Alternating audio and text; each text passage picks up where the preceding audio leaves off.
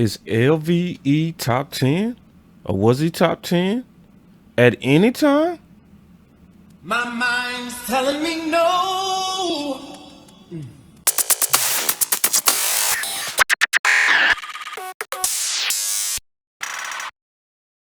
Well, I already know that that's a very interesting question to even think that Leighton Vander Esch was top 10 at any time during the 2021 season, but there are some cases being made that he was. So there's an article that's circling around from, I think it's from blogging.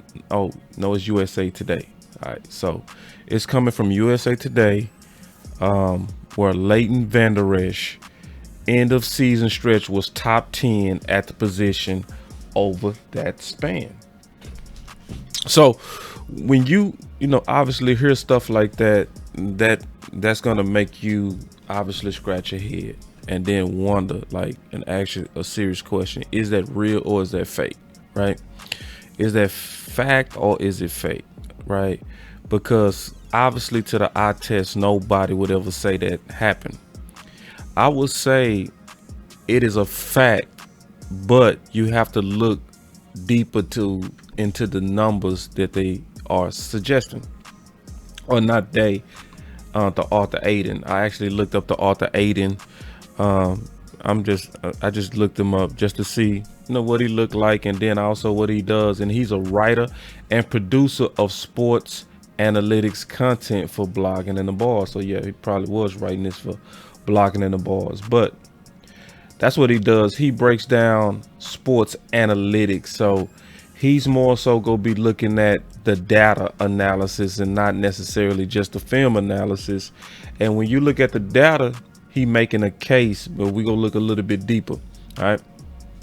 So if I scroll into the article, right, and because basically he went through the history first here, and then he started to get into his last 11 weeks. And then he made some key points. He said there's no guarantee that it will continue going forward, and that injuries are still a problem. So he's saying, yeah, what he did the last 10 weeks is not necessarily saying he might do that going forward. But this is the case that he's making, and I'm going to just break it down real quick. He said before the bye week, he should have been a cut candidate in weeks 1 through 6 last season. He was the 76th ranked linebacker in NFL by PFF grading. That is out of 88 qualifying linebackers. It is worse than 2019 or 2020. So he's talking about LVE in his first 6 games. One thing that I want you to notice is, first, remember what he does is analytical breakdowns. So he's making this article based on the grading of PFF. Okay, so this is not necessarily his individual grades. He's saying based on the analytics of how PFF graded LVE in his first 6 games. He was one of the worst. So if I go back to the article, he said, but then the switch flipped in weeks 8 through 18, which is after the Dallas bye week. He was the 9th ranked interior linebacker in the league according to PFF in 11 weeks, which is a solid chunk of the season.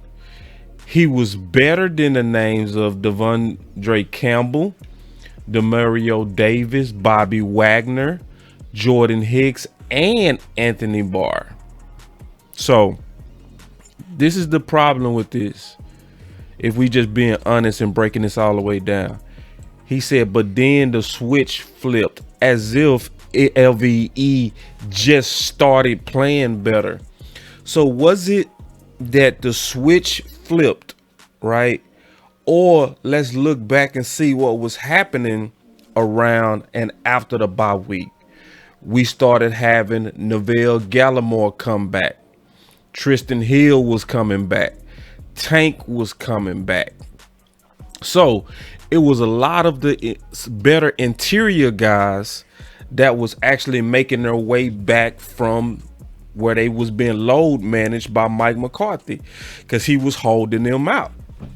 So was it that a switch flipped, or was it started being, which he gonna make the case later, more and better players that was put around him? So if I continue to just go and read this, is we go really see where I think the argument became flawed. And he said, and that is the part of the reason Vander Esch succeeded after the bye. The defensive interior, edge rushers, and Micah Parsons all elevated their game. And it wasn't, and that's what I'm saying, it wasn't the elevation of their game. It was a lot of the injury guys start coming back.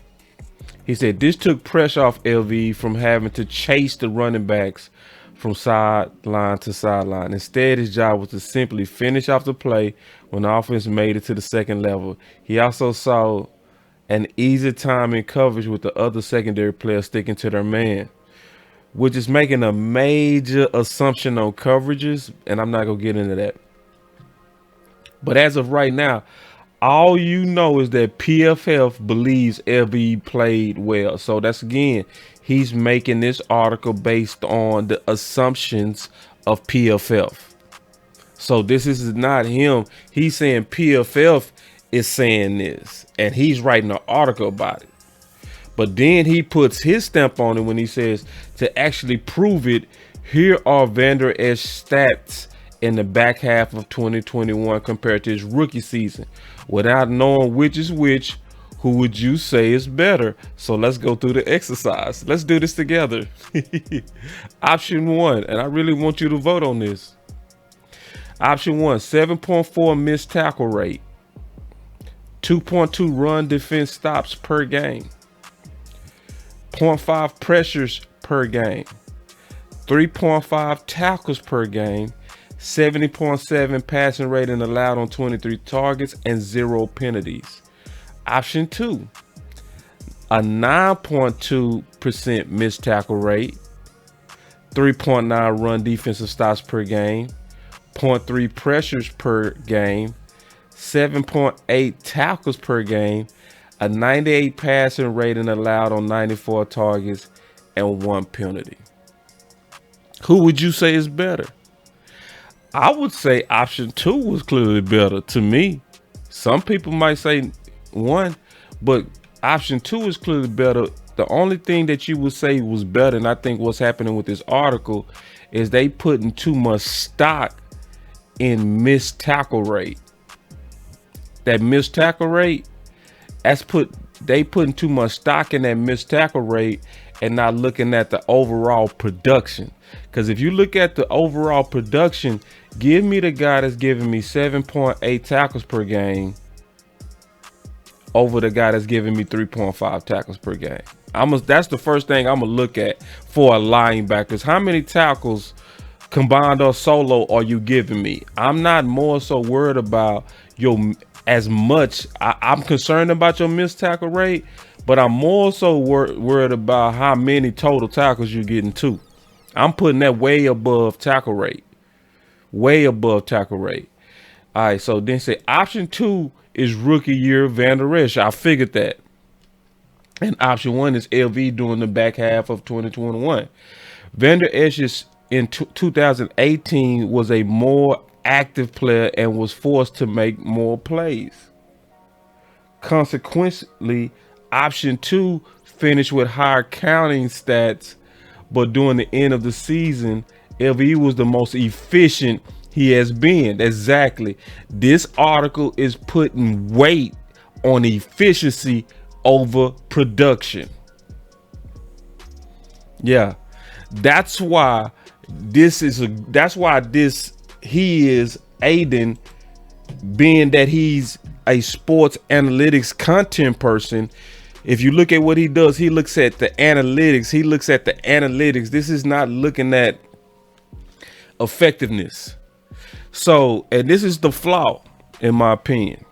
This is like saying a quarterback that came in and threw 3 passes and completed all of them, so he had a perfect completion percentage, is a better quarterback than Aaron Rodgers. That's what's going on. See, because he's at 100%. Aaron Rodgers only at 74%. So 100 is better than 74. So that means he's better. No, he had way less of a sample size. So just like 3.5 tackles per game, but you was efficient at those minor tackles, doesn't mean you're better. And see, and that's the mistake this article is making. Check this out. And they say, and that should be the biggest takeaway from Vander Esch's most recent campaign. Despite his rookie year might have promised, he's not a volume linebacker like Luke or Bobby Wagner. That is his weakness. Yeah, that's a major weakness. I need a volume linebacker. And see, because from efficiency, that's what he was talking about when you look at when he talked about efficient wise, when the play came his way or bounced his way, he made the play. So that's why they said he was better than Bobby Wagner, Jordan Hicks, and Anthony Barr. But we've already did film breakdowns on Anthony Barr. It is no way you can turn on the tape of Anthony Barr and do a side-by-side of LVE at any point of the season and say LVE is better. But if you look at the minor efficiencies from a few plays that bounced his direction, then you'll make a statistical mistake of thinking analytical wise he's better. But let's all be honest, if LVE was what PFF is saying, he wouldn't have got a contract with incentives up to $3 million at best. If he was really efficiently just as good as Bobby Wagner and Anthony Barr, you telling me that he would have got a $3 million top at best, and that's with incentives, if he was really trending like PFF is saying. So this is the issue with this, and this is what I'm gonna say. Obviously, we all hope the best for LVE. We all want him to play well, because right now he's gonna have to. But in terms of articles like this, wrong. Yeah, You are fake news. yeah. When you dig into the details, it just doesn't add up. You are fake news. It doesn't add up. But we do want and hope that LVE plays really good in 2022. I'm just going to really just look at these articles and break them down according to facts and measure Kool-Aid. And as of now, LVE is not as good as those guys, and those efficiency numbers on missed tackle rates don't make him that either. But he can do it, because there have been players that turned around and played better after playing bad.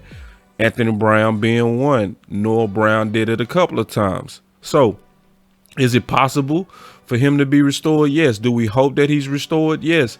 But is he the Anthony Barrs, the Bobby Wagners, the Mario Davis? No, he's not. But this is Boss Cowboy Sports, man, just breaking down the article, just giving a measure Kool-Aid on it. And y'all stay up, because I'm continue to do content like this. Peace.